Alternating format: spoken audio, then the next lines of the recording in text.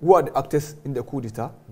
You have General Abdurrahman Chiani, the chairman and head of the National Council for Safeguard of the Homeland. You have his deputy, General Salifu Modi. You have General Abudu Sidiku Isa, who's the chief of army staff. And then you have the main brain behind galvanizing the people, Abdullahi Seidu. He leads the movement, M62, Sacred Union for. But then, the problem now is that what is the level of command Abdurrahmani enjoys within the military? If you quite remember Burkina Faso, Doumbouya led them, Damiba led the coup. But because he lacked firm grip of the junta, within few months, he was ousted. And that created another very, dangerous situation that could have led to civil war. So, but if you look at, Tiani only commands the presidential guard, not the larger army. He took the involvement of Salifu Modi. But then Salifu Modi was being eased out of power and influenced by Bazoum, because he was the chief of army staff, but was posted to UAE as an ambassador, and his replacement was General, Sidiku. So you could see that perhaps there is no that gel. There's no unity within the junta. So if he doesn't have firm command, would we see another coup, just like we had in Burkina Faso? Is that what you are predicting? I'm only looking at what another instability that could pose, because if it happens that way and it leads to civil war like we have in Sudan today, whereby Hemeti and the other guy collaborated to oust the elected government, and now they've turned their guns against each other, and Sudan is burning. So do we have the same situation due to his lack of influence within, which will be very dangerous for ECOWAS? And then they also appointed a civilian prime minister. Oh, they have appointed? They have appointed a civilian prime minister. And they call him prime minister? Sure. No, just like that. That's a French. Yeah, the French system, the semi-presidential system. But then, does that make the regime acceptable to ECOWAS or not? We can't tell. But it means the regime is doing some things. This is more like ECOWAS halfway. This is more like a facade of. So they are presenting you a civilian head. Sure. But then, this is another important actor. So, what is the relationship between here and the military actors? Is it that of convenience or not? And then, another problem is now we need to look at what might have led to the coup. There are those who said it was internal, because there was this attempt by the ex-president, Mohamed Issoufou, to limit the level of the, influence of Bazoum.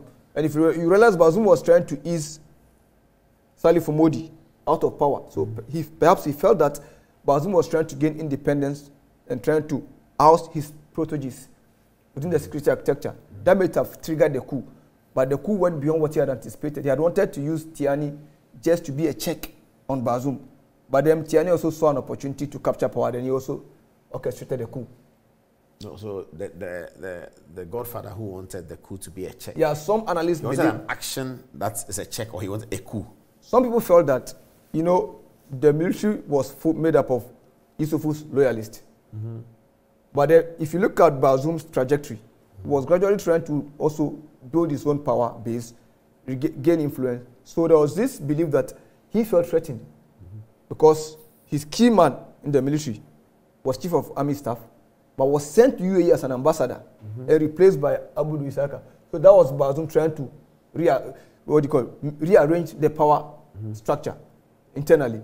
But then, so they felt that he was using General Tiani as a check on Bazoum. But then Tiani also saw an opportunity to capture power, so he defied his ex-boss and initiated a coup d'etat. But then, he was also caught between the tug of war between his former boss and the French interests.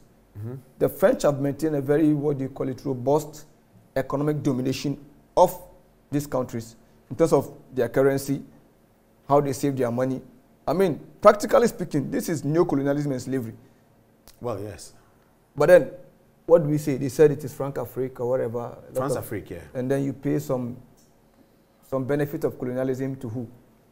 Somebody who has come. Okay, so make your point. So it was like the interest. You are talking about the interest balance. It's more like an internal party issue that he's from the minority ethnic group. Yeah, okay. We'll come to that. So they felt that he felt bringing a minority person as a person from minority without strong political base, he would remain loyal to him to maneuver behind the scene. And then when he was in power, he didn't really challenge or pose any threat to French interests. But Bazoum in his rhetoric was gradually trying to move away from that orbit. So there was this two allies, the usual godfather in Europe and the clients domestically. Now the junior partner is trying to break away, make a maneuver, then was like... That means the French should be happy with the coup? So the French would have preferred the arrangement whereby this guy, the Yusufu remains dominant, so their interest is not threatened, and Bazoum remained the president. That would have given them that facade of legitimacy.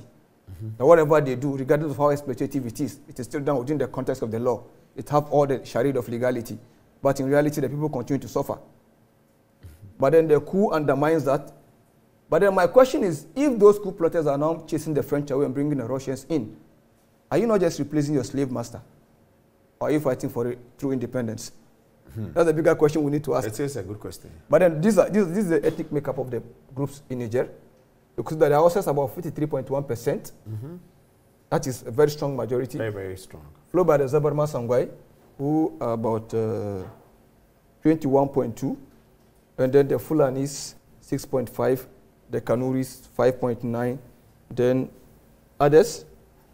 But then, being from an Arab population, it kind of makes him very vulnerable. But then, there's a statement that Ibrahim Traore made purportedly during the Russian-African summit. It's a very profound one that really gives an indication of the reality on the ground. Not just in these Sahelian countries, but the larger West Africa and the African continent at large. And it is very simple. Sure. My generation does not understand this. How can Africa, which has so much wealth, become the most poorest continent in the world today? And why do African leaders travel to the world to beg? So until we address the socio-economic challenges within the African continent, we make democracy less palatable. And as democracy becomes less palatable, they say a hungry man is a hungry man. Whatever comes, we go for it. But then, for the French also, finally, indeed, if you look at the fact that it is all military men plotting the coup d'etat, overthrowing the status quo, then it is the ghost of one man who they killed but refused to die in silence. That is the ghost of Thomas Sankara coming to hunt them. Hunt who? The French. Why? At the height of his reign, in his coup d'etat, he was said to be anti-French. Yeah.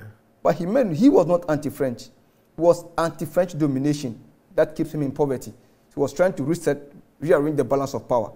But then he was obviously killed with French involvement that has now been made clear, and there's evidence to corroborate that. So now, the fact that he's serving as inspiration for all the military guys, then that is Thomas Sankara refusing to die silent. Okay, excellent presentation by Bello. That's really beautiful. Okay.